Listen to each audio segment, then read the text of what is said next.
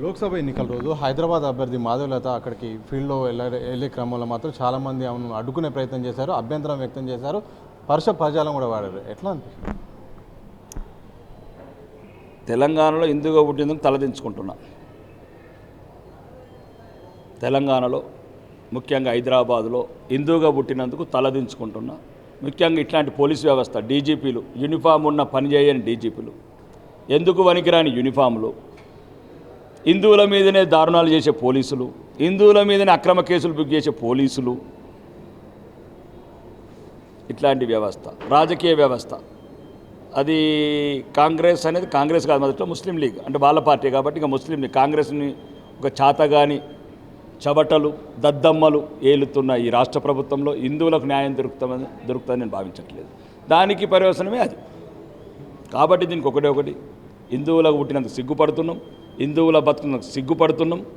దీని ద్వారా పోలీసు అధికారులకు కానీ ఇంకా న్యాయ అధికారులకు కానీ మిగతా రాష్ట్రంలో ఉన్న అధికార వ్యవస్థ కానీ దయచేసి హిందువులను గౌరవించండి. ప్రపంచంలో ఏ దేశంలో కూడా మెజారిటీ ప్రజల పట్ల ఇంత చిన్న చూపు చూసే వ్యవస్థ ఈ భారతదేశంలోనే ఉంది, ముఖ్యంగా తెలంగాణలో ఉంది. ఇది మంచిది కాదు దేశానికి, రాష్ట్రానికి.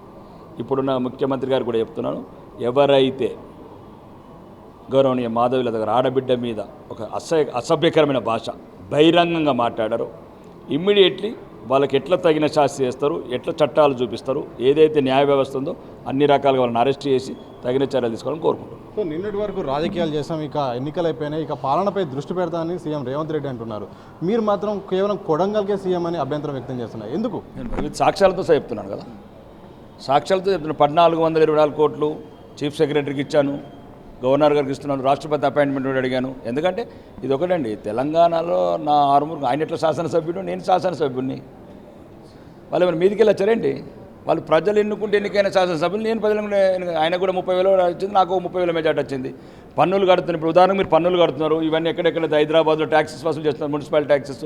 ఈ నిధుల్లో మా భాగం లేదా? అది ఓన్లీ కొడంగల్ వాళ్ళకి, దక్షిణ తెలంగాణ వాళ్ళకే ఉందా అనేది నా ప్రశ్న. రెండోది, ఇప్పుడు ఏదైతే ఢిల్లీకి వెళ్ళి ఆర్బీఐకి వెళ్ళి రోజుకు 1000 రూపాయలు అప్పు తెస్తున్నావో అది కొడంగల్ ప్రజల్ని, దక్షిణ తెలంగాణ ప్రజల్ని మెర్జ్ చేశారా? అదే నా ప్రశ్న. కాదు, నువ్వు 1424 కోట్లు, నాకు 14 కోట్లు ఎందుకు ఇవ్వవు? మీ అమ్మ నాన్నలు సంపాదించిందో మీ సోదరులు సంపాదించిందో ఇచ్చుకొని మాకేం అభ్యంతరం లేదు. అది మా డబ్బు, మా హక్కు, మా ఆరుమూరు ప్రజల వాటా కావాలని అడుగుతున్నా. మా దగ్గర పేదరికం ఉందండి. సుమారు 15,000 మందికి ఉండడానికి ఇల్లు లేవు. ఆయన ఇద్దరు 35,000 ఇల్లు పెట్టుకున్నాడు, మాకు 3,500 ఇస్తా అంటాడు. ఇది ఎక్కడ నేరం? ఇది నేరము, ఘోరము. రాజకీయ నాయకులు ఇట్లాంటి వ్యక్తులే ఇట్లాంటి ఉన్నత స్థానాల మీద వచ్చడం వల్లనే ఇంతకుముందు రాష్ట్రం విడిపోయింది. మళ్ళీ మా ఉత్తర తెలంగాణ ఒక ప్రత్యేకమైన ప్రాంతము. ఇంతకుముందే నిరుద్యోగము, పేదరికము, ఇట్లాంటి వ్యవస్థల వల్ల యువత మొత్తం పెడద్రోవన పట్టారు. అప్పుడున్న తర్వాత అక్కడున్న నక్సలిజం వల్ల ఉద్యమాలకు పోవటము, ఎన్కౌంటర్లు కావటము. వీళ్ళకి ఏం తెలుసండి? ఒక 20-25 సంవత్సరాల బిడ్డలు కోల్పోయిన తల్లున్నాడు. కానీ మీకేమైంది? హైదరాబాద్ ఆగి ఫైర్ అవులు చేసుకుంటా, బ్లాక్ మెయిల్ చేసుకుంటా బతికిన వీళ్ళు మా ఉత్తర తెలంగాణ, సిరిసిల్ల కావచ్చు, కరీంనగర్ కావచ్చు, వరంగల్ కావచ్చు, కొన్ని వేలాది మంది చనిపోయారు యువకులు. ఈరోజు వాళ్ళు ఉంటే ముఖ్యమంత్రులు అయ్యే వాళ్ళ, ఈరోజు ఉంటే ఆర్బీఐ గవర్నర్లు అయ్యే వాళ్ళ, మాలాగా ఎమ్మెల్యేలు అయ్యే వాళ్ళ, మాకన్నా తెలివిపరులు. ఉస్మానియా యూనివర్సిటీ నుంచి డాక్టర్ చేసిన విద్యార్థులు, లేకపోతే మంచి మంచి ఉన్నత విద్యావంతులు ఆ ఉద్యమాలకు పోయి అసూలు బాశారు.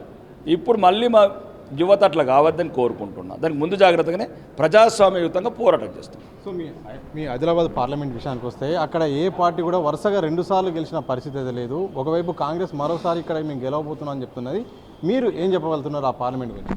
ఒకటే అండి, 543 పార్లమెంట్ స్థానాలు, ఒకటి ఎక్కువ కావచ్చు, తక్కువ కావచ్చు. 30 రాష్ట్రాలు, 30 రాష్ట్రాలు ఒక రాష్ట్రము. దేశ్కు చలారాయంలో ప్రపంచంలోనే ఒక నాయకత్వం గజగజలాడుతున్నారు. పక్క దేశాల వాళ్ళు, అమెరికా లాంటి వాళ్ళు కూడా మన నరేంద్ర మోడీ నుంచి భయపడుతున్నారు. ఈ చిన్న చిన్న ఆదిలాబాద్, కరీంనగర్, అండమాన్ ఏకే हमारे लिए देश एक ही है, ఆదిలాబాద్ एक ही है, అండమాన్ एक ही है. మాకు ఉన్నదల్లా ఒకటేనండి. ఈరోజు మాత్రం గౌరవప్రదమైన స్కోర్కి వెళ్తున్నాం. తెలంగాణలో రాబోయేది, శాసించేది మా ప్రభుత్వమే.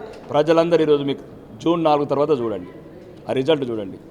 ఎక్కడైతే కుటుంబ పాలన, తెలంగాణ ప్రజలను మోసం చేసి పునాదులు లేకుండా మేడగట్టిన టీఆర్ఎస్ పార్టీ ఇంకా భూస్థాపితమయ్యే రోజు త్వరలోనే ఉంటుంది. దాని కర్మ అవన్నీ చేసుకోవాల్సి వస్తుంది ఒక సిద్ధాంతం ప్రకారం. రెండోది ఏంటంటే ఎట్టి పరిస్థితుల్లో కూడా రాబోయేది భారతీయ జనతా పార్టీ రాష్ట్రంలో. ఆ శూన్యత నింపేది ఈ దుర్మార్గుల పార్టీ, ఏదైతే దేశద్రోహుల పార్టీ ఏదైతే కాంగ్రెస్ ఉందో దేశాన్ని చీల్చి దేశాన్ని అమ్మి దేశాన్ని అవినీతిమయం చేసిన పార్టీ ఏదైతుందో దాన్ని కూడా త్వరలోనే ప్రజలు తెలుసుకుంటారు. మేము దాని ప్రతిపక్ష పాత్రగా పోరాడి మళ్ళీ వచ్చే ప్రభుత్వం నిర్మించుకుంటాం.